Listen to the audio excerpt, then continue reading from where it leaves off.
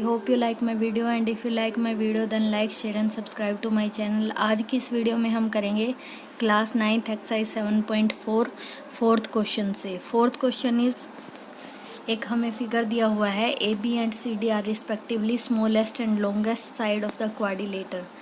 Quadrilateral की shortest और longest side दी हुई है ए बी और सी डी।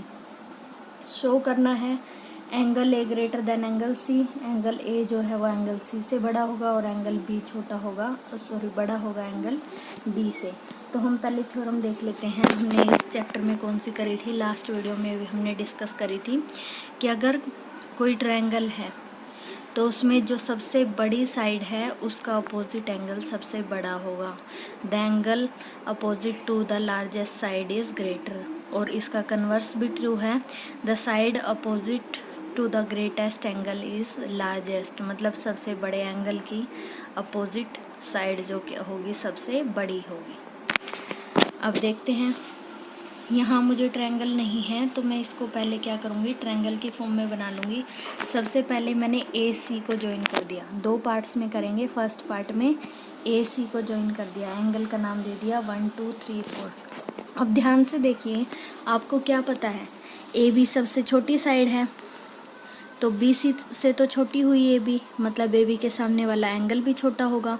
तो एंगल 1 किससे छोटा होगा, 2 से। क्लियर है ये बात, क्योंकि ए बी सबसे छोटी है। अब आप इसको भूल जाएं। अब राइट साइड वाले ट्रायंगल को देखें, इसको डी सी सबसे बड़ी है तो ए डी से तो बड़ी है डी सी, मतलब सबसे बड़ी है तो ए डी से तो बड़ी होगी ही। तो डी सी के सामने वाला एंगल भी बड़ा होगा, मतलब 3 बड़ा होगा 4 से। लेकिन हम लेस के टर्म में लिख रहे हैं तो हम लिखेंगे 4 छोटा होगा 3 से। तो मेरे पास एंगल 1 छोटा है एंगल 2 से और 4 छोटा है 3 से। जोड़ दीजिए अब इन्हें, लेफ्ट में लेफ्ट ऐड होगा, राइट में राइट, और बीच में लेस का sign as it is. 1 + 4 angle C, 2 + 3 angle A, मतलब जो एंगल सी है वो छोटा हो गया एंगल ए से। अब बस इसको उल्टा करके लिख दीजिए, एंगल ए बड़ा है एंगल सी से। तो ये मेरी पहली बात प्रूव हो गई। अब बी और डी के लिए मैं दूसरी कंस्ट्रक्शन करूँगी। कंस्ट्रक्ट बी डी, मतलब बी और डी को मिलाए। सेम प्रोसीजर, एंगल्स का नाम दे दिया 5 6 7 8, क्योंकि मेरे 4 तक पहले हो चुके हैं। तो ए बी डी को मिलाया। अब देखिए इस ट्रायंगल में ए बी सबसे छोटी है, मतलब ए बी छोटी है ए डी से, तो ए बी के सामने वाला एंगल भी छोटा होगा। तो एंगल जो 6 है वो 5 से छोटा होगा। अब जो सी डी है वो बड़ी है, मतलब बी सी छोटी है, बी सी छोटी है तो बी सी के सामने वाला एंगल छोटा होगा, मतलब एंगल 8 छोटा होगा एंगल 7 से। फिर से जोड़ दीजिए, लेफ्ट में लेफ्ट, राइट में राइट। 6 + 8 लेस हो जाएगा 5 + 7 से, 6 + 8 angle D. Angle D less है एंगल बी से, मतलब एंगल बी ग्रेटर है एंगल डी से। और यही दोनों मुझे प्रूव करने थे। नेक्स्ट क्वेश्चन हम देखते हैं, फिफ्थ क्वेश्चन में हमारा क्या गिवन है, P R greater than P Q. ये पी एस हमें बीच में मीडियन दे दिया। पी आर ग्रेटर है पी क्यू से, मतलब ये बड़ा है, ये बड़ा है, इसका मतलब क्या होगा, इसके सामने वाला एंगल बड़ा होगा। क्यू किससे, इसके सामने वाले से, आर से। मतलब यहाँ से मुझे पहले ही एक बात नोट करने को मिल गई, जो एंगल क्यू है वो आर से बड़ा है। अब नेक्स्ट देखिए क्या है, P S bisect P Q R, मतलब ये दोनों एंगल बराबर है। क्यू बड़ा है आर से और ये दोनों एंगल बराबर है। तो मुझे क्या प्रूव करना है, पी एस आर, जो पी एस आर ये वाला एंगल होगा वो बड़ा होगा पी एस क्यू से।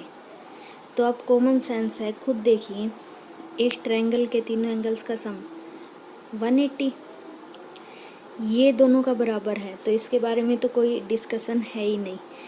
ये क्यू बड़ा है इससे, तो इस दूसरे एंगल को छोटा होना पड़ेगा इससे, और यही मुझे प्रूव करना है। अब इसको लिखने का तरीका देखिए, in triangle P Q S and P S R, Q P S जो है एस पी आर के इक्वल है, ये ऊपर वाला एंगल जो है। पी आर ग्रेटर है पी क्यू से, मतलब एंगल क्यू ग्रेटर है एंगल आर से, ये मैंने आपको बताया। But sum of angle is 180, इसका मतलब पी एस क्यू को छोटा होना पड़ेगा, पी एस क्यू को इधर वाले को छोटा होना पड़ेगा पी एस आर से। इसका मतलब पी एस आर बड़ा होगा पी एस क्यू से। इसको आप एक एग्जांपल से ले सकते हैं। क्यू बड़ा है आर से, तो आप कहेंगे दूसरा कैसे छोटा है।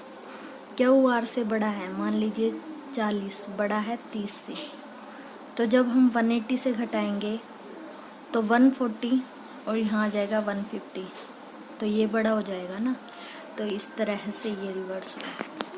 6th question is show that of all line segment drawn from given point on it perpendicular line segment is the shortest.